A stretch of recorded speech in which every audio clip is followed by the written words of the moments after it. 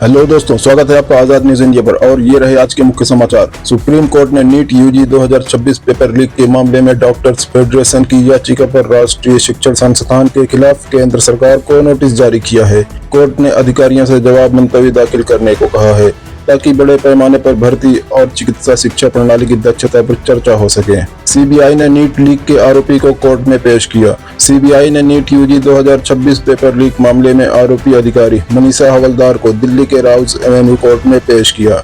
जांच एजेंसी इस केस में और गिरफ्तारियों की तैयारी कर रही है, जबकि छात्र समूह नए नियम बद्ध परीक्षा की मांग लगातार जारी रखे हुए हैं। ट्विशा शर्मा मौत केस, सुप्रीम कोर्ट ने जोर दिया निष्पक्ष जांच पर।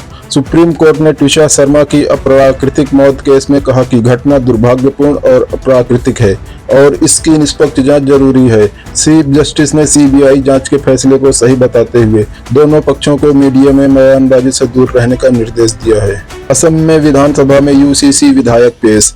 असम सरकार ने राज्य विधानसभा में समान नागरिक संहिता यूसीसी विधेयक पेश किया, जिसे धार्मिक और निजी विवाह उत्तराधिकार संबंधी कारोबार को एक समान ढांचे में लाने का मकसद है।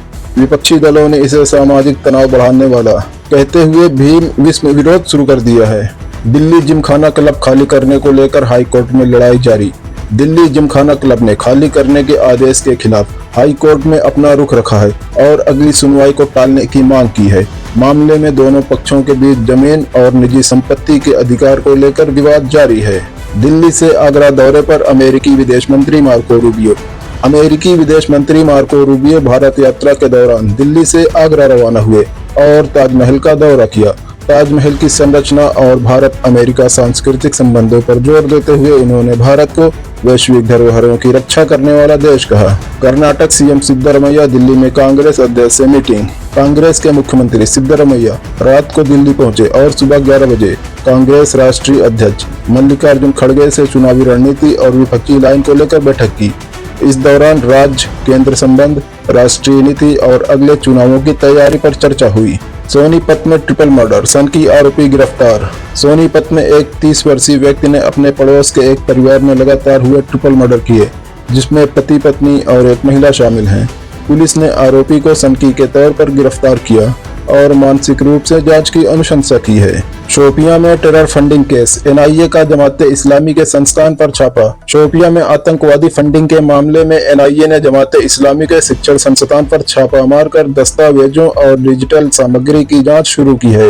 एजेंसी यह जांच कर रही है कि क्या इस संस्थान से आतंकवादी नेटवर्क को वित्तीय सहायता पहुंचाई जा रही है। पाकिस्तान के बलूचिस्तान में ब्लास्ट, बीएलए ने दावा पेश किया।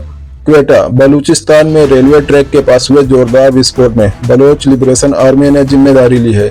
हमले में बीएलए का दावा है कि 82 पाक सैनिक मारे गए और 121 घायल हुए, जबकि सरकारी स्रोतों ने अब तक कम आंकड़े बताए हैं। कांगो में इबोला रोग, WHO ने 900 प्लस संदिग्ध मामले बताए। कांगो डेमोक्रेटिक रिपब्लिक में इबोला के नए फोकस में WHO ने 900 से अधिक संदिग्ध मामले दर्ज किए हैं।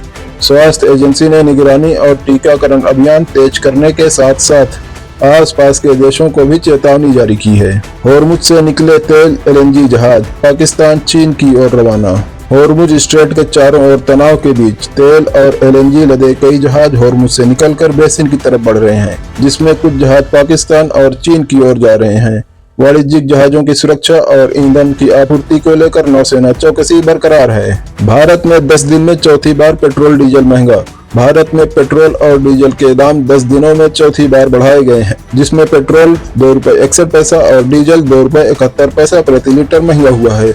विशेषज्ञों का कहना है कि मध्य पूर्व के भू राजनीतिक माहौल और वैश्विक तेल भंडार पर इसका सीधा असर पड़ रहा है।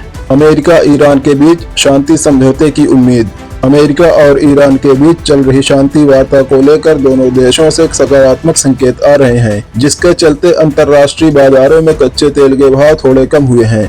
अमेरिकी विदेश मंत्री वार्ता के दौरान स्ट्रेट ऑफ होर्मुज को खुला और सुरक्षित रखने पर जोर दे रहे हैं। पीयूष गोयल आज कनाडा के लिए रवाना। ट्रेड वार्ता को लेकर केंद्रीय वाणिज्य और उद्योग मंत्री पीयूष गोयल आज कनाडा दौरे पर रवाना हुए हैं, जहां वे दोनों देशों के बीच व्यापार और निवेश वार्ता को आगे बढ़ाने पर चर्चा करेंगे। बैठकों में स्टील, कृषि उत्पादों और डिजिटल ट्रेड पर विशेष ध्यान दिया जाने की उम्मीद है। ओडिशा के बीजू जनता दल में पूर्व नवीन पटनायक को झटका। ओडिशा के पूर्व मुख्यमंत्री नवीन पटनायक को राजनीतिक झटका लगा है, क्योंकि उनके करीबी सांसद देबाशीष सावंतरा ने बीजेडी से इस्तीफा दे दिया है। इससे पार्टी के अंदर वर्चस्व और उत्तराधिकार संबंधी बहस फिर से तेज हो गई है। फिलीपींस में इमारत ढहने से 3 की मौत, 17 लापता। फिलीपींस में एक व्यापारिक इमारत के अचानक ढहने से 3 लोगों की मौत हो गई और 17 व्यक्ति लापता बताए जा रहे हैं। बचाव दलों ने ढेर में थर्मल स्कैनिंग कर शेष लोगों की तलाश जारी रखी है, जबकि अधिकारियों ने इमारत की निर्माण गुणवत्ता पर जांच का आदेश दिया है। अफ्रीका डे 2026 देना और डिजिटल नियंत्रण पर चर्चा। 25 मई को अफ्रीका डे के अवसर पर विभिन्न देशों में चर्चा चल रही है कि अफ्रीकी देश कितना सच्चा स्वतंत्र है, खासतौर पर ऋण, डिजिटल नियंत्रण और वैश्विक बहुराष्ट्रीय कंपनियों की ताकत पर। कार्यकर्ता और शोधकर्ता अफ्रीका की आर्थिक और डिजिटल संप्रभुता को लेकर नई रणनीति बनाने की मांग कर रहे हैं। ईरान युद्ध 87वां दिन, ट्रंप ने शांति डील जल्दी नहीं करने की बात कही। अमेरिकी राष्ट्रपति डोनाल्ड ट्रंप ने ईरान से शांति डील को लेकर कहा कि अमेरिका जल्दी फुर्ती में समझौता नहीं करेगा, यानी कि डील की गति धीमी हो सकती है। वहीं ईरानी मीडिया ने दावा किया कि अभी तक मुख्य मुद्दों पर गहरे मतभेद बने हुए हैं। दुनिया भर में शेयर बाजार उतार चढ़ाव के साथ बंद। 25 मई 2026 को अमेरिकी और एशियाई शेयर बाजारों में उतार चढ़ाव देखा गया, जहां तेल कीमतें और ईरान यूएस शांति वार्ता की खबरों ने निवेशकों की मूड पर असर डाला। भारत में भी निफ्टी और सेंसेक्स हल्की गिरावट के साथ ट्रेड हुए, जबकि बैंकिंग और तेल उद्योग के शेयर उतार चढ़ाव के बीच ट्रेड हुए। वीडियो पूरा देखने के लिए बहुत बहुत धन्यवाद।